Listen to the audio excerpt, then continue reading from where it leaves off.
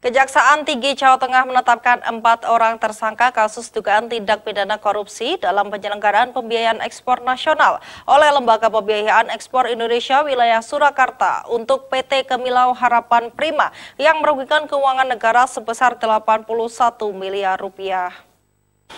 Keempat orang yang ditetapkan sebagai tersangka oleh Kejaksaan Tinggi Jawa Tengah yakni Direktur PT Kemilau Harapan Prima, PT KHP, dan pejabat Lembaga Pembiayaan Ekspor Indonesia wilayah Surakarta. Keempatnya masing-masing berinisial HP selaku Direktur PT KHP, DS selaku Relationship Manager Divisi Unit Bisnis periode 2014 hingga 2017 pada LPEI Kanwil Surakarta, DSD pelaku Kepala Divisi Analisa Resiko Bisnis 2 LPIE periode 2013 hingga 2019 dan JAS Kepala LPIE Kanwil Surakarta periode 2014 hingga 2018. Oleh Kejati Jateng, 3 orang tersangka yakni HP, JAS, dan DSD langsung ditahan usai menjalani pemeriksaan. Mereka ditahan di Rutan Kelas 1 Semarang selama 20 hari ke depan, mulai 14 Juli hingga 2 Agustus 2025.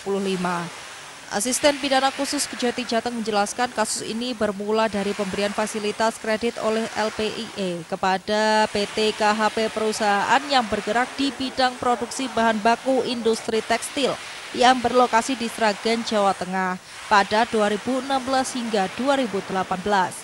Dan dari hasil penyelidikan ditemukan bukti terhadap pemberian fasilitas biaya tersebut tidak sesuai dengan ketentuan yang berlaku. Dari kasus ini, negara mengalami kerugian sebesar lebih dari 81 miliar rupiah. Pada tahun 2016 sampai dengan 2018, KPI telah memberikan fasilitas kredit kepada PT Kemilau Harapan Prima ini. Dan dari hasil penyidikan yang kami lakukan, ditemukan alat bukti bahwa terhadap pemberian fasilitas pembiayaan tersebut tidak sesuai dengan ketentuan yang berlaku.